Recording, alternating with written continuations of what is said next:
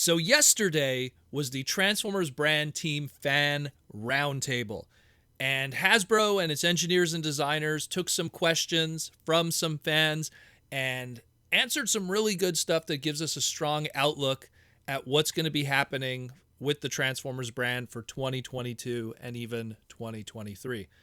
They covered most of the Transformer Legacy stuff, some Shattered Glass, some this and that here on the side, and then some. And it's a really good look at things to come. Big shout out to my boy Ant from TFU.info that kind of put all these questions and documented everything that went through this fan roundtable. I'm using his manuscript here that he put together. So again, big shout out to TFU.info's Ant. Known the guy for 20 plus years. My God, time flies with the old guard of the fandom. So we're going to be going off of his manuscript as well as some extra stuff that I found on the side of some other questions that were not on here. So let's enjoy that. Let's break down what's happening. The two engineer and designers from Hasbro that were present was Mark and Evan, and they were the ones answering a majority of the lion's share of these questions. So let's do that, shall we? Let's see if we get some stuff out of it. So some of these are statements and some of these are questions. So if the vernacular sounds kind of weird, it's just the way that they were presented. So let's do that. So number one, Legacy's origin. Legacy was to be its own line, not a sub-line within a line, like let's say War for Cybertron Siege, War for Cybertron Earthrise. So it's its own thing. Buzzworthy Bumblebee is considered a capsule program with Target, aka an exclusive sub-line kind of thing. Let's say like, Machine Wars with KB back in the day. With Legacy being a sub-branding within it, because there could be Buzzworthy Bumblebee Studio Series, Buzzworthy Bumblebee Legacy. So that's kind of just having a flavor on top of that capsule for Buzzworthy Bumblebee, which is a Target thing. Now we have a question here. Why are combiner limbs spread across multiple waves? Some of it, according to them, it says here, some of it is practical, shared parts and toolings. Gift sets are an option that are not off the table, which is pretty cool. I mean, I think gift sets would be really awesome, especially when you get to the point where you're at something like Wave 4 and your drag strip is Wave 1 that was easily probably a year ago.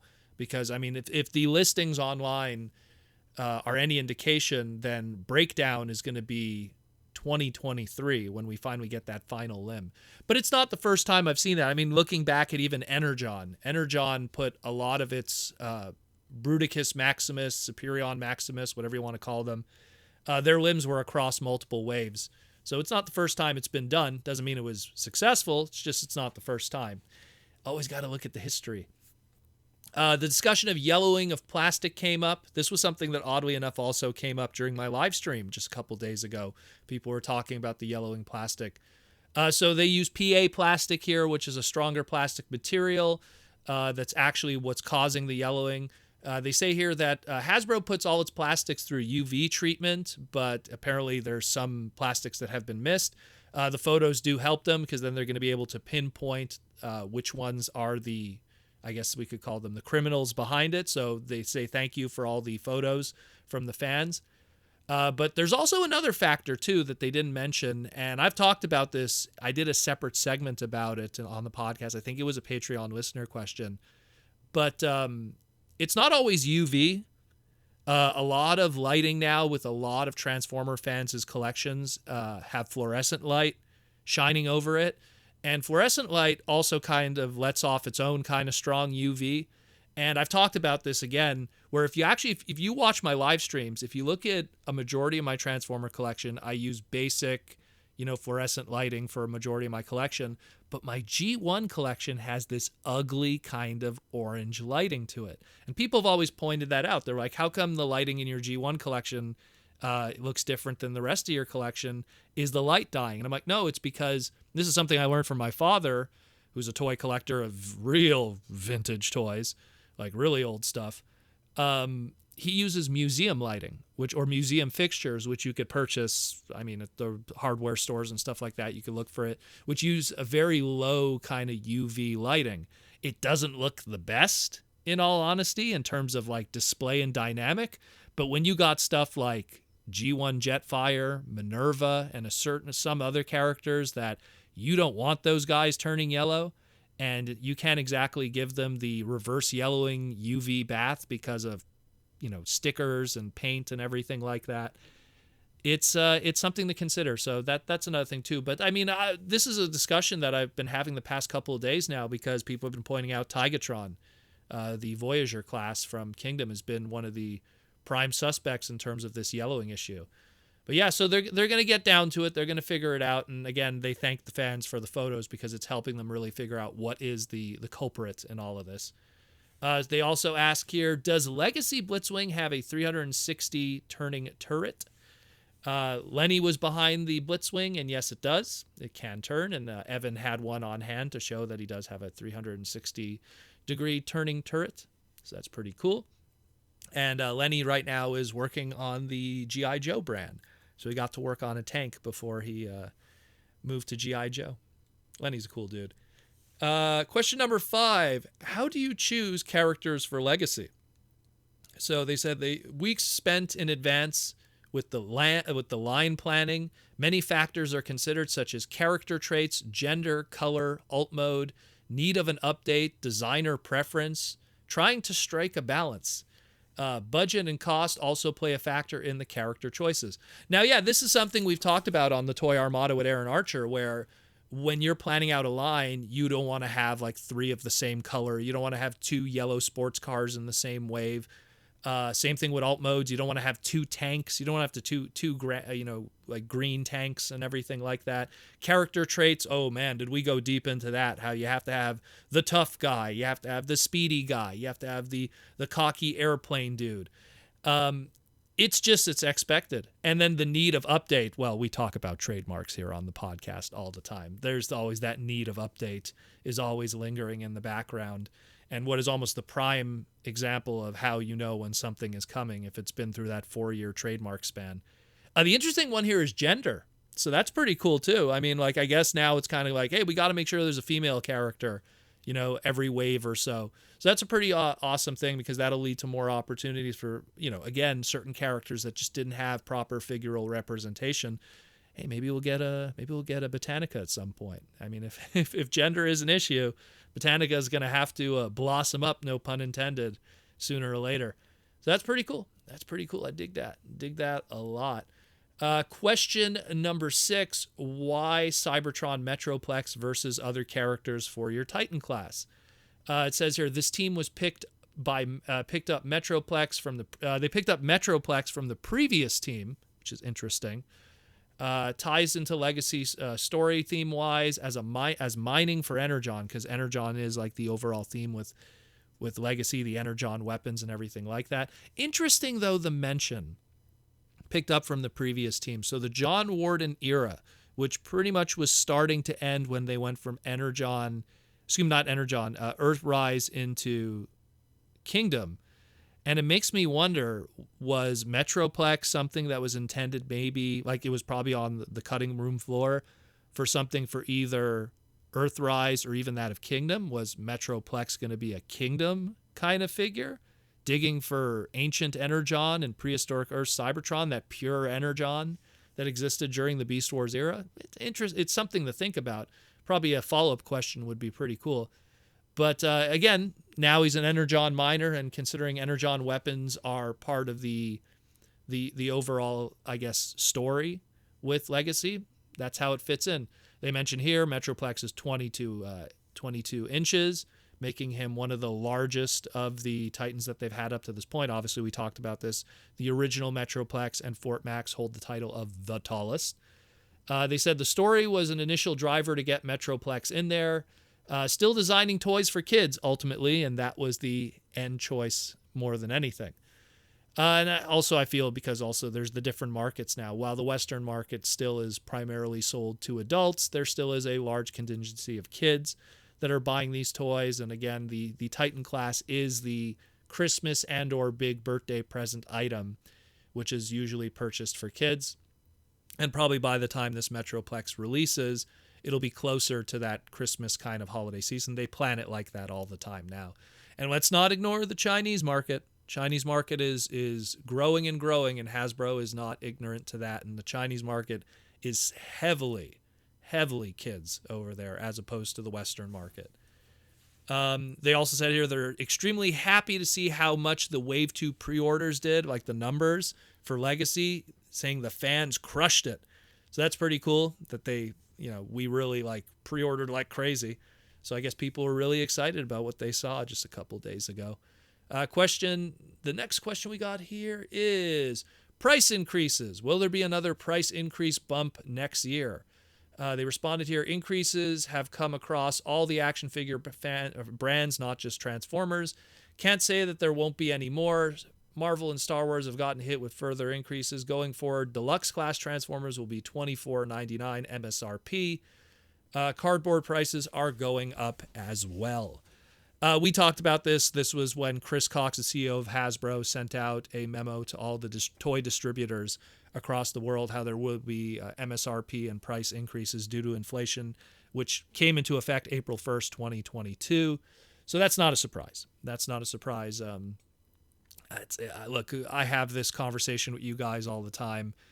Inflation's a reality, regardless of just the recent inflation, and I don't want to go too much into finance and stuff again and do these finance videos, but you always got to be outrunning inflation when it comes to your income. But we'll save that for another discussion. Another question here we have is, why Siege Soundwave for Legacy and not the Netflix Voyager class Soundwave? They said the Earthrise Netflix Soundwave was part of the Netflix capsule, which was a Walmart exclusive for the time being. So there's your answer. Walmart could do this again in another time frame. So essentially, and this is something I've answered in the past before on my live stream, how it works is that when certain exclusives are penned for different stores, what happens is they get an exclusivity of that item, not the mold, the item, for a period of time. It's different for every contract. It's hard to really say. But after that contract is over, they could do whatever they want with it. So let's go all the way back to, like, again, I just mentioned before, Machine Wars. A lot of those molds were exclusively just for, KB Toys. And as time progresses, that gets freed up. Usually I think it's like 2 years to 3 years. And then they could use it elsewhere. So it's something where for the time being, they can't. It's still too recent, but it's not the end of that story. That Netflix Soundwave will find its way into the hands of fans. Who knows? They might even just do a slight deco change just to make it different instead of being a one-for-one reissue. But chances are, and this is what they mentioned, Walmart could do it again in a future time frame. Chances are, if the opportunity presents itself, Walmart will probably say, hey, we'd like to do that Soundwave again. And Hasbro is always very happy to do store exclusives because the stores pay for it. And that's what they want. When people complain about, we hate exclusives. Yeah, but the reality is that it's the stores that are paying Hasbro big money to get those exclusives.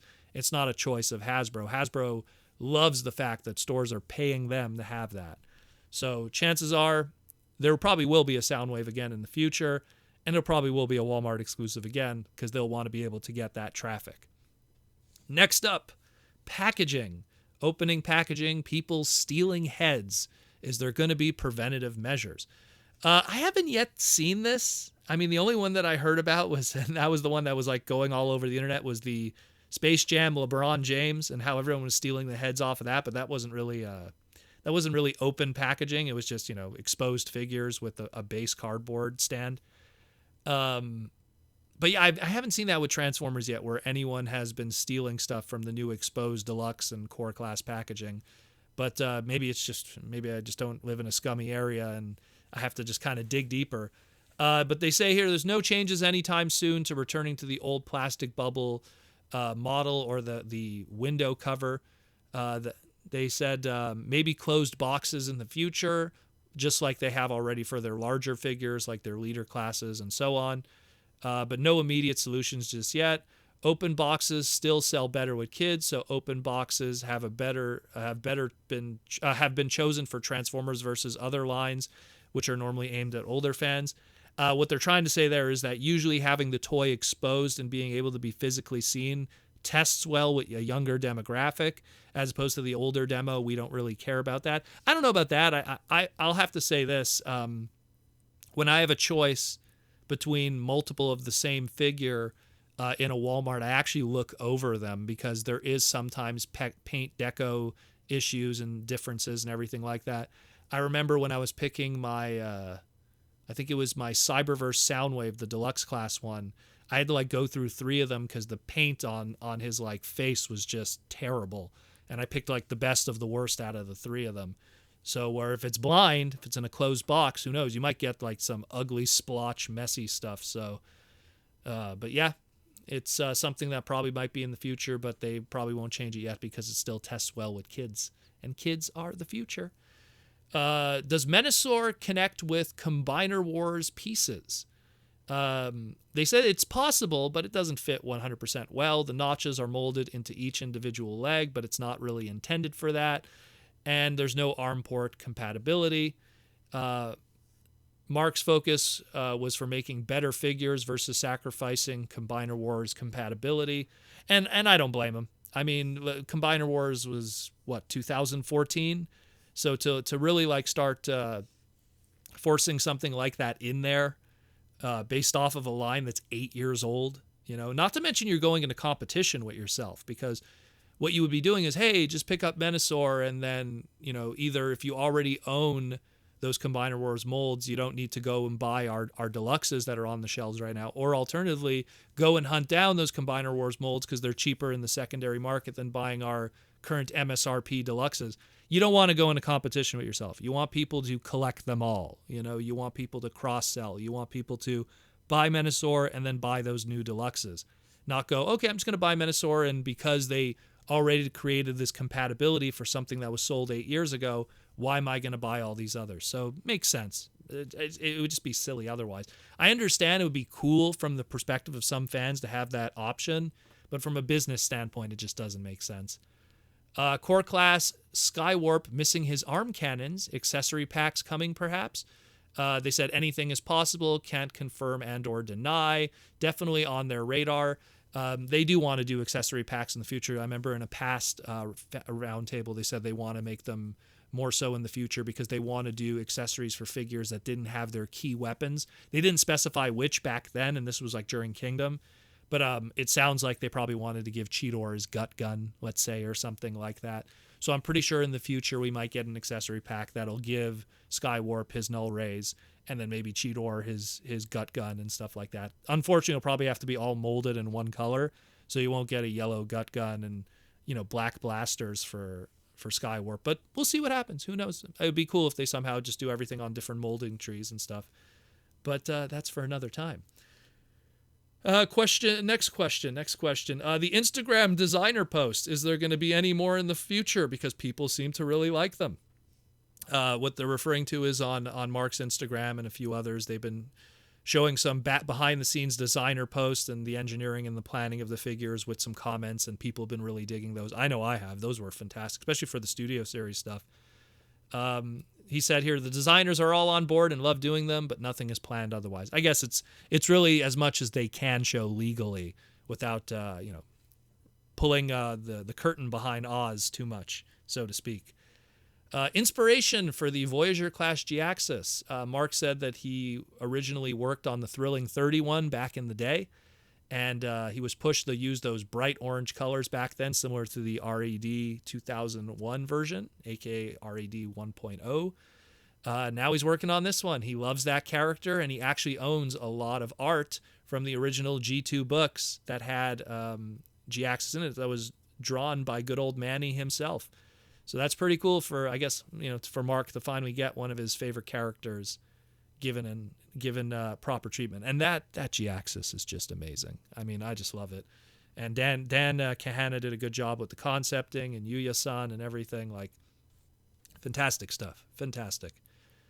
Next question. Will Metroplex Titan Class feature any previous gimmicks from previous lines? So he will have the road connector concept as part of him, much like Omega Supreme and all the others. it says here that drill bit was planned but was taken out due to cost issues. Drill bit was part of the original concept, but because he was too expensive to produce, he was taken out. But a core class offering could exist in the future, but nothing planned for the moment. I'm pretty sure they'll do something. I feel, everything in Transformers comes around sooner or later, and drill bit is, a mini con. And I think that especially when I feel that Armada or something like Armada will make a return with mini cons, drill bit will just be part of that offering. And I just hope it's not part of some crazy expensive multi-pack, because that'll be the way you complete your Metroplex. Your drill bit will be a part of it. What this does tell us, though, is chances are probably our Armada Starscream that were rumored probably won't come with his Swindle minicon. But again, that's probably where maybe a minicon multi-pack might be a thing. Look, we got Micromaster multi-packs in Siege. It's not out of the question. It's definitely not out of the question. Rise of the Beast delayed. Will there be less toys in 2022? Are there other toys shifted early on, or is the Rise of the Beast stuff going to be coming early overall? It says here, Rise of the Beast has no impact on Legacy or Generations. Studio Series plan pretty much worked out that it's going to be later anyways. Studio Series line is slated for later. What he's referring to is because we do know that the toyetic kind of stuff, the main Rise of the Beast line, is going to be coming out as scheduled for 2022, which is, again, look at the Bumblebee movie toy line, and you'll kind of idea of what we're talking about with that. We discussed this in nauseam many times. While the Studio Series stuff in general has always come out much later after a movie's release, so if anything, this works out timely where it comes out around the same time as the movie. And that is true, because when you look at it, some of the Studio Series Bumblebee movie stuff came out months after the movie had debuted, so it kind of works out in the end. If anything, it's just going to be a lot of, quote, toy spoilers, as I like to call them, where we learn more about the movie through toys than we do from the actual media material. They have no comment on the Rise of the Beast Optimus that was included in Cyberverse. That's the Smash Changer one. So we'll learn more about that in the future. They do want to return to doing live conventions, but again, they want to wait for COVID to really die down. I always say it, don't force a square peg into a circle hole. Do it when it's right, and I don't blame them. Combiner swords with core class. What's the story behind it? Again, designed for the kids. Want it to be an added bonus. All weapons are not part of the previous designs that are meant to combine. The play pattern features more about combining energon weapons. The buildable feature is the overall idea with Legacy, but not everything is meant to do that. So that's kind of cool. I just hope that we see some cool stuff creatively from people. Lord knows the fossilizers. Man, there was a lot of cool stuff that came out of Fossilizer combining. So, let's see. The Energon weapons work similar to the play pattern of the Weaponizer Fossilizers, like just mentioned, allowing people to build their own weapons in Legacy. Then they go on to talk about the bio and QR codes. The bios are being short because they have to be translated, and translations are expensive. Translations change around the world. Bios need to be translated into 27 different languages. And that's also why a lot of ways, because now as Transformers expands more into other regions to be sold around the world, especially when it comes to, let's say, the Asian regions and China and stuff like that, where they're making a really big push, that's where the tech spec bios and everything are now not on the packaging anymore. And what they do instead is you scan the QR code. The QR code then registers, okay, what country are you in? What is your IP address? And then they add the language layer onto it. When I scan the QR code, it goes, oh, hey, he's in Canada. So it's either going to be French, depending on where he is, or it's going to be English. So they kind of do that too. So that way it right away sends to a website, and it's a lot easier to have a single website that just could have all that traffic for people who are going to scan it, as opposed to an insane amount of real estate on package to have 17 different languages, or in the case they said here, 27. I mean, we went from one language on packaging, depending on region, to 2 languages on packaging, depending on region, French and English, to 3 languages, depending on packaging, French, English, and Spanish, to sometimes 4 languages, French, English, Spanish, and Portuguese. And then it just, the door opened up. And then, like, when you look on the back of some packaging now, it just has obviously the trademarks and warnings, but those are in like 20 different languages. So it just makes sense. It just makes sense. As much as I'd love to have tech specs and everything on the packaging, the copyright, as we call it, it's just a different era, and having the QR code to scan is probably the better way from a business standpoint. Shattered Glass Ultra Magnus will come with the first issue of the new Shattered Glass miniseries. So this does confirm there will be a new IDW Shattered Glass miniseries, assuming it's IDW. And Ultra Magnus is going to come with the first issue. Shattered Glass Ultra Magnus, the skull head was actually something that John Warden wanted to do. So I guess John was a really big fan of back in the day when we had the skull head Ultra Magnus from the BotCon era, which I believe Jesse was the one who originally planned and designed that from Fun Publication and BotCon. So I guess John was a big fan of it. According to what they say here, Legacy Tarantulas, the only thing he has sharing with Black Arachnia in terms of sculpting is the gun, the little bow gun. Everything else is a brand new mold. So pretty awesome there.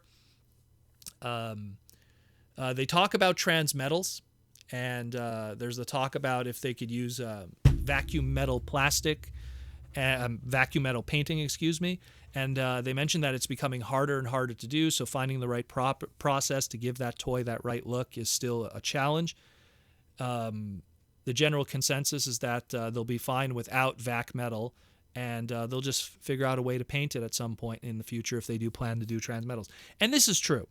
For people that aren't aware, I actually talked about it on my Discord not too long ago, but vacuum metal plastic, chroming, if you will, is ridiculously poisonous for the factory workers.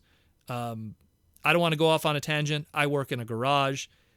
We have a paint area and a repair area that literally had to be super far away, practically in another building, just because of how poisonous those fumes are. And chroming, don't even get me started on chroming. So when you think about, here's a garage in the Western world that has, unions and stuff like that prevent people from getting sick and health and everything like that. Imagine on the other side of the globe in those factories. So it's really the primary reason why they stopped doing a lot of chroming on toys is because of how unhealthy it is to do that process. And it's unhealthy for just the whole factory. It stays in the air, those particles, those metal shard particles. So, yeah, they're going to have to figure out paint. But the sad thing is chroming is ridiculously cheap. It's a lot easier to apply, and that's why it was very common and used a lot in Transformers, as well as other toy lines. Where paint decos, they really try to reduce the amount of paint decos because, number one, factory application makes it harder, so you have to have machines that do that.